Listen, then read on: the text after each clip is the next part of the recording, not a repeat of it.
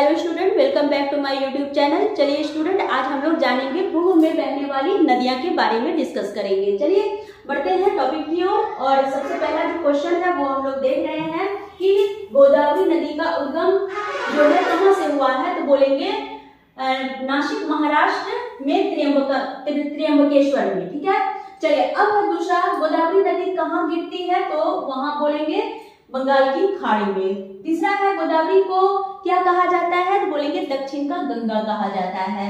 चौथा है, गोदावरी की प्रमुख परियोजना क्या है, कौन सा प्रमुख प्रोजेक्ट है, वो है पोलावरम परियोजना।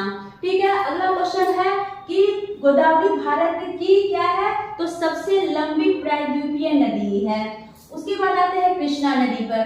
तो कृष्णा नदी का उद्गम कहाँ से हुआ है, तो बोलेंगे महाराष्ट्र के महाबलेश्वर से। ठीक है, उसके बाद अगला क्वेश्चन है, कृष्णा नदी कहाँ गिरती है, तो बोलेंगे बंगाल की खाड़ी में गिरती है। अगला क्वेश्चन है, कृष्णा का नदी का जो है प्रमुख बांध कौन सा है, तो बोलेंगे नागार्जुन सागर बांध है। अगला है, देखेंगे कि कृष्णा नदी का डेल्टा कहाँ है, तो बोलेंगे आंध्र प्रदेश में है।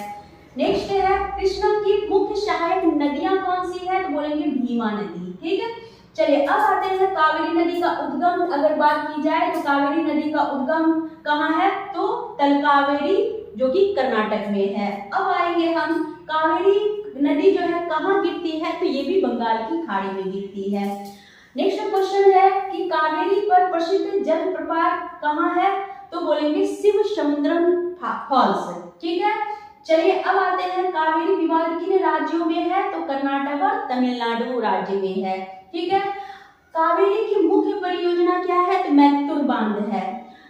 आएंगे अब महानदी के बारे में जानेंगे। तो महानदी का जो है उद्गम क्या है, तो सिहावा पर्वत जो कि छत्तीसगढ़ में है।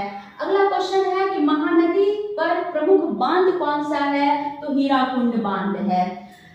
नेक्स्ट, महानदी जो है कहाँ गिरती है, तो ये भी बंगाल की खाड़ी में गिरती है। नेक्स्ट है, महानदी बेसिन का अधिकांश हिस्सा कहाँ है, तो उड़ीसा में है। नेक्स्ट है, महानदी की उपनदी कौन सी है, तो ईब और